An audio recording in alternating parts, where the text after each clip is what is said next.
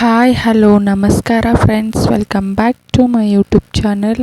ನಾನಿವತ್ತಿನ ವಿಡಿಯೋದಲ್ಲಿ ತುಂಬಾ ಹೆಲ್ದಿ ರೆಸಿಪಿನ ನಿಮ್ಮ ಜೊತೆ ಶೇರ್ ಮಾಡ್ತಾ ಇದ್ದೀನಿ. ಹೌದು, ಇದು ತಿನ್ನೋದಕ್ಕೆ ತುಂಬಾ ಟೇಸ್ಟಿಯಾಗಿರುತ್ತೆ. ಇದು ಮಾಡೋದಕ್ಕೂ ತುಂಬಾ ಸುಲಭ. ಸೇಮ್ ರೆಸ್ಟೋರೆಂಟ್ನಲ್ಲಿ ಮಾಡ್ತಾರಲ್ವಾ, ಅದೇ ರೀತಿಯಾಗಿರುವ ಟೇಸ್ಟ್ ಕೊಡುತ್ತೆ.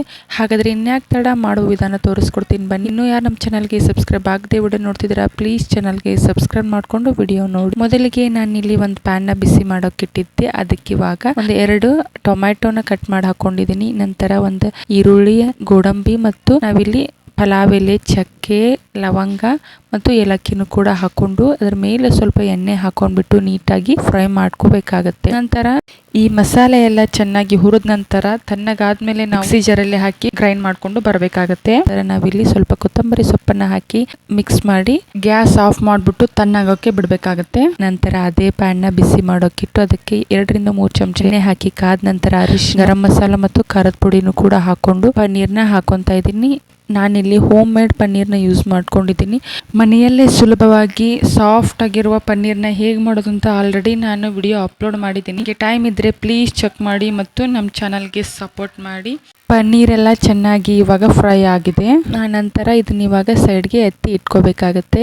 ನಂತರ ಇದೇ ಪ್ಯಾನ್ಗೆ ಇನ್ನೊಂದು ಸ್ವಲ್ಪ ಎಣ್ಣೆ ಹಾಕಿ ಜೀರಿಗೆ ಮತ್ತು ಸೋಂಪುಗಳನ್ನು ಕೂಡ ಹಾಕಿ ಅದು ಚಟಪಟ ಅಂತ ಸಿಡಿದ ನಂತರ ನಾವಿಲ್ಲಿ ಒಂದ್ ಸ್ವಲ್ಪ ಕಸ್ತೂರಿ ಮೆಂತಿನ ಕ್ರಶ್ ಮಾಡ್ಬಿಟ್ಟು ಹಾಕೋಬೇಕಾಗತ್ತೆ.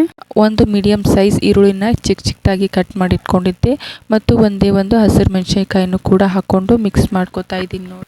ಇವಾಗ ಒಂದು ಅರ್ಧ ಬೌಲ್ ಮೊಸರನ್ನ ತಗೊಂಡಿದ್ದೀನಿ. ಇದಕ್ಕೆ ಇವಾಗ 1 ಚಮಚ ಅರಿಶಿನ, ಗರಂ ಮಸಾಲ ಮತ್ತು 1-1.5 ಸ್ಪೂನ್ ಆಗುವಷ್ಟು ರೆಡ್ ಚಿಲ್ಲಿ ಪೌಡರ್ನ ಹಾಕಿ ಮಿಕ್ಸ್ ಮಾಡಿಕೊಂಡು ಸೈಡ್ಗೆ ಎತ್ತಿ ಇಟ್ಕೋಬೇಕಾಗತ್ತೆ. ಈರುಳ್ಳಿ ಎಲ್ಲ ಚೆನ್ನಾಗಿ ಫ್ರೈ ಆಗಿದೆ.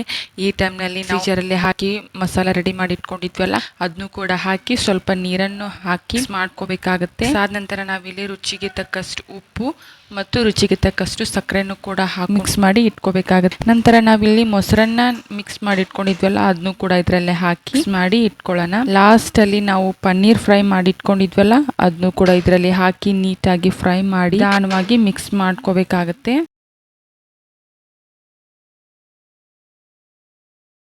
ಒಂದು ಕುದ್ದ ಮೇಲೆ ಸ್ವಲ್ಪ ಕಸ್ತೂರಿ ಮೆಂತಿ ಮತ್ತು ಕೊತ್ತಂಬರಿ ಸೊಪ್ಪನ್ನ ನೀಟಾಗಿ ವಾಶ್ ಮಾಡಿಬಿಟ್ಟು ಕಟ್ ಮಾಡಿ ಇದ್ರ ಮೇಲೆ ಹಾಕಿ ಇಟ್ಕೋಬೇಕಾಗತ್ತೆ. ನೋಡಿದ್ರಲ್ಲ ಫ್ರೆಂಡ್ಸ್, ಎಷ್ಟು ಈಸಿಯಾಗಿ ಮಾಡ್ಕೋಬಹುದು ಪನ್ನೀರ್ ಮಸಾಲ ಗ್ರೇವಿ. ತುಂಬಾನೇ ಈಸಿ ಅಲ್ವಾ? ಹಾಗಾದ್ರೆ ಇನ್ಯಾಕೆ ತಡ, ನೀವು ಒಂದ್ಸಲ ಈ ರೆಸಿಪಿನ ಖಂಡಿತ ಟ್ರೈ ಮಾಡ್ತೀರಲ್ವಾ? ಹೇಗೆ ಬಂತು ಅಂತ ನಮಗೆ ಕಮೆಂಟ್ ಮೂಲಕ ತಿಳಿಸಿ.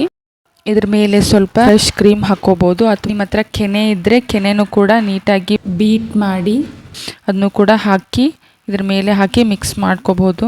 ಇದು ನೋಡ್ತಾ ಇದ್ರೇನೆ ಬಾಯಲ್ಲಿ ನೀರು ಬರ್ತಾ ಇದೆ, ಅಷ್ಟು ಸಖತ್ತಾಗಿದೆ. ನಾನಿವತ್ತು ಪರೋಟೋ ಜೊತೆ ಸರ್ವ್ ಮಾಡ್ಕೊಂಡಿದ್ವಿ. ತುಂಬಾ ಸಖತ್ತಾಗಿ ಬಂದಿತ್ತು. ನೀವು ಒಂದ್ಸಲ ಈ ರೆಸಿಪಿನ ಖಂಡಿತ ಟ್ರೈ ಮಾಡಿ ಫ್ರೆಂಡ್ಸ್. ಹೇಗೆ ಬಂತು ಅಂತ ನಮಗೆ ಕಮೆಂಟ್ ಮೂಲಕ ತಿಳಿಸಿ. ಇನ್ನೊಂದಿಷ್ಟು ಈಸಿ ರೆಸಿಪಿಗಾಗಿ ನಮ್ಮ ಉಮಾಸ್ ಕಿಚನ್ ಚಾನಲ್ಗೆ ಸಬ್ಸ್ಕ್ರೈಬ್ ಆಗೋದನ್ನು ಮಾತ್ರ ಮರಿಬೇಡಿ. ಹೀಗೆ ನಮ್ಮ ಚಾನಲ್ಗೆ ಸಪೋರ್ಟ್ ಮಾಡ್ತಾ ಇರಿ. Thank you so much for watching. Bye.